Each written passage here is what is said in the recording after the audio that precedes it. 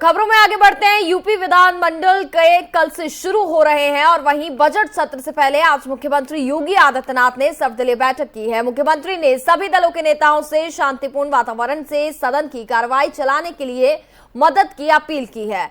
विपक्षी नेताओं ने सदन को चलाने में सहयोग की बात भी की है। विधान भवन में कक्ष संख्या 15 में हुई इस बैठक में सीएम योगी के साथ विधानसभा अध्यक्ष सतीश महाना, संसदीय कार्य मंत्री सुरेश खन्ना और विपक्षी दलों के नेता शामिल हुए हैं। हालांकि नेता प्रतिपक्ष अखिलेश यादव ने बैठक से दूरी बनाई है। उनकी जगह सपा विधायक इंद्रजीत सरोज इस बैठक में मौजूद रहे।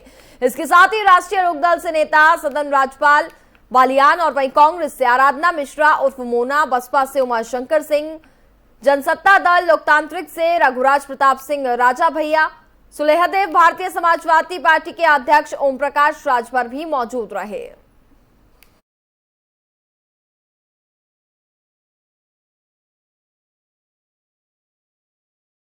गर्मी के मौसम में यूपी की सियासत में इन दिनों पारा अपने परवान पर है और इसके केंद्र में सपा विधायक और प्रदेश के कद्दावर नेता आजम खान हैं। 28 महीनों बाद उनकी जेल से रिहाई और फिर सपा के साथ अनबन को लेकर के पूरे प्रदेश में अटकलों का दौर काफी गर्म है और इस सबके बीच आजम खान ने पहली बार खुलकर सभी सवालों के जवाब दिए हैं। आपको सुनाते हैं कि आजम खान ने क्या कुछ कहा। एक तो जिंदगी हर शहरी की सियासी जिंदगी है और एक जिंदगी है कि वो कैसे महफूज रहे, उसकी नस्लें कैसे बचें, उनके अकायद कैसे बचें, उनकी जहालत का मदावा कैसे हो। क्योंकि इन 70-75 सालों में इन सवालों पर कोई बहस हो नहीं सकी और कोई फैसला कुन बहस नहीं हो सकी। इस बार हम जैसे लोगों ने, चाहे जेल के अंदर हो या जेल के बाहर हो, पूरी ताकत झोंक दी। उसके बाद भी नतीजे अफसोसनाक रहे। तो एक फिक्र तो है कि आखिर बचाव का रास्ता क्या है। मुल्क के जो हालात हैं, सूबे के बिलखुसूस जो हालात हैं, आपसी रिश्तों की जो दरार है,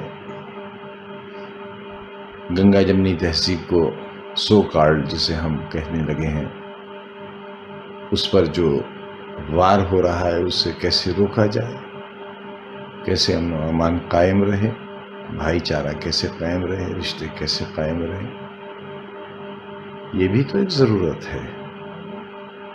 अगर सियासी जमातें इसमें नाकाम रहें तो फिक्रमंदी तो होगी ही। तो क्या इससे पार्टी से आप कुछ इस्तीफा देंगे या इस तरह? नहीं, मेरे इस्तीफे का क्या सवाल उठता है।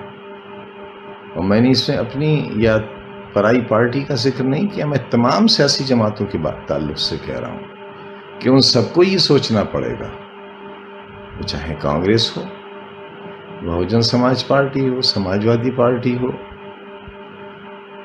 तृणमूल कांग्रेस हो या और पार्टियां हो दूसरे सूबों की, उन्हें मुल्क के उन कमज़ोर लोगों के बारे में सोचना तो चाहिए। और मैं तो समझता हूँ खुद भारतीय जनता पार्टी को भी ये सोचना चाहिए कि सबका विकास, सबका विश्वास, ये जुमला है या हकीकत है।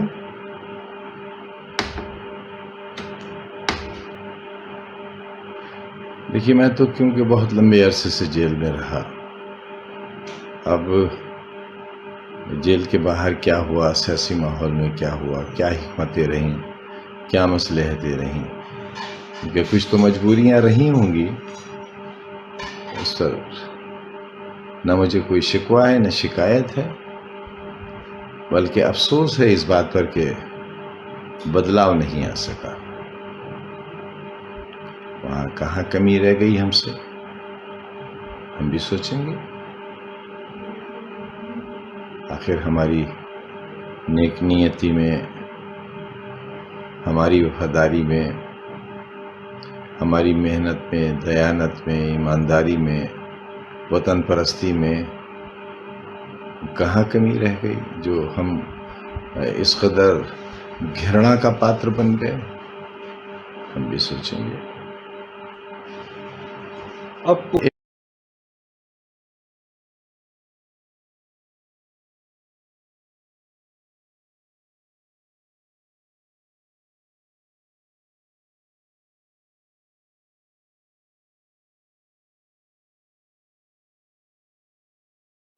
ज्ञानवापी को लेकर के एमपी शफीकुर रहमान का दावा है, ज्ञानवापी मस्जिद में कोई शिवलिंग नहीं है, शिवलिंग होने का झूठा प्रचार किया जा रहा है, ये किसी मंदिर को गिराकर नहीं बनाया गया है।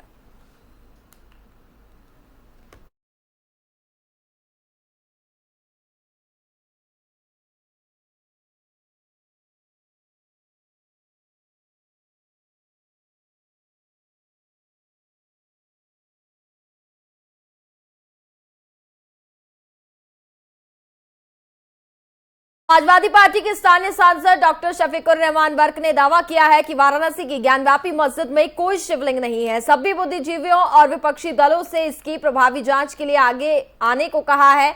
सांसद वर्क ने कहा कि बाबरी मस्जिद हमसे छीन ली गई और इसकी जगह राम मंदिर बना दिया गया, ये नाइंसाफी कम नहीं थी। लेकिन अब ज्ञानवापी मस्जिद का मामला सामने आया है तो सांसद ने सवाल किया है कि मुसलमान कोई अपनी मस्जिद बनाएगा तो गैर इस्लामिक काम क्यों करेगा। उन्होंने कहा कि इस्लाम मूर्ति पूजा के खिलाफ है, यहां तक हुक्म है कि हम मस्जिद को जबरदस्ती किसी की जमीन पर कब्जा करके नहीं बना सकते।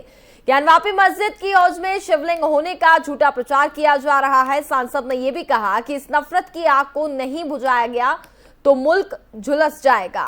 उन्होंने सभी लोगों से, चाहे वह हिंदू हो या मुस्लिम या फिर विभिन्न विपक्षी दलों से संबंधित हो, इस गलत और नापाक प्रचार को रोकने का आह्वान किया है।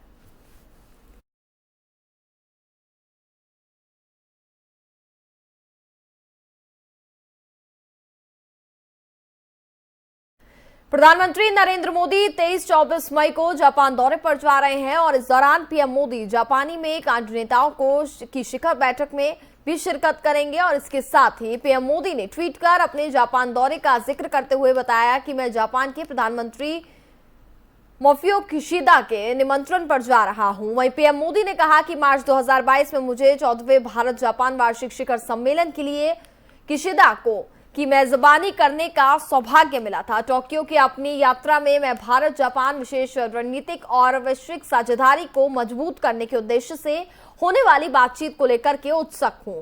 वहीं पीएम मोदी ने कहा कि मैं क्वाड नेताओं की शिखर बैठक में भी हिस्सा लूंगा और इस दौरान हम हिंद प्रशांत क्षेत्र के विकास और आपसी हित के वैश्विक मुद्दों के बारे में विचारों का आदान प्रदान भी करेंगे। साथ ही मोदी का यह भी कहना है कि राष्ट्रपति जो बाइडेन के साथ एक द्विपक्षीय बैठक करूंगा, जहां संयुक्त राज्य अमेरिका के साथ हम अपने द्विपक्षीय संबंधों को और मजबूत करने पर भी चर्चा करेंगे।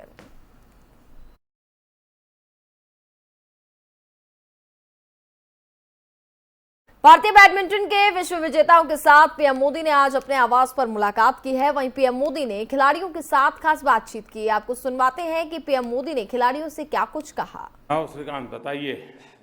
सर, फर्स्ट ऑफ ऑल बहुत बहुत थैंक यू सर, आपके इतना इम्पोर्टेंट टाइम से हमको टाइम लेके हमारे मैच के बाद तुरंत आपने कॉल करके हम सबसे बात किया sir.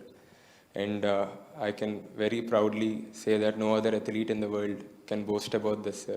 Only we have this privilege of talking to you immediately after the match. अच्छा श्रीकांत, ये बताओ, वैसे बैडमिंटन और कप्तान लोगों के दिमाग में जल्दी बैठता नहीं है, अब तुम्हें कप्तान बनाया गया। बरेली में डीडीपुरम के पास कुष्ठ आश्रम की बेशकीमती जमीन को कब्जा मुक्त कराने की गई नगर निगम की टीम पर लोगों ने हमला कर दिया। जेसीबी के आगे महिलाएं बच्चे लेट गए। वहीं पुलिस ने काफी मुश्किल से विरोध करने वालों को हटाया। इसके साथ ही कुछ उपद्रवियों को हिरासत में भी लिया गया। इसके बाद सिटी मजिस्ट्रेट की मौजूदगी में करोड़ों की बेशकीमती जमीन को नगर निगम ने कब्जा मुक्त कर कब्जे में लिया है। वहीं बता दें कि नगर निगम की टीम शनिवार को अपर नगर आयुक्त अजीत कुमार सिंह के नेतृत्व में उदयपुर खास पहुंची थी और यहां की आश्रम में लगी उदयपुर खास में 9,740 वर्ग मीटर जमीन राजस्व अभिलेखों में नगर निगम की है। जमीन पर नगर निगम पार्किंग बनाने का प्रस्ताव बना चुका है, जिसके चलते जमीन को खाली कराने के कई बार प्रयास भी किए गए हैं।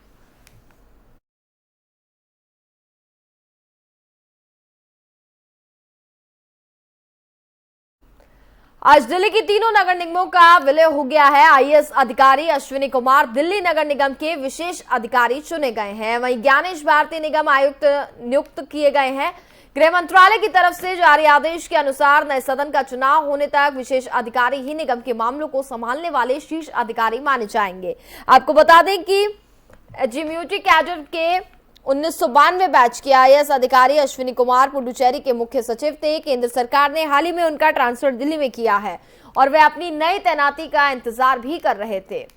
एकीकृत एमसीडी के लिए विशेष अधिकारी और नए आयुक्त की नियुक्ति के बाद नगर निगम के स्टाफ में फेरबदल और पुनर्गठन की कवायद भी जल्द ही शुरू होने वाली है।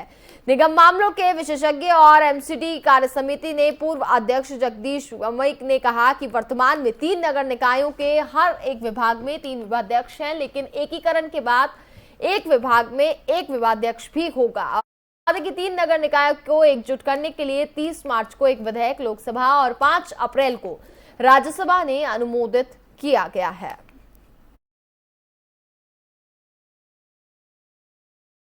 और इसी के साथ फिलहाल इस बुलेटिन में बस इतना ही। देखते रहिए एफएम न्यूज। नमस्कार।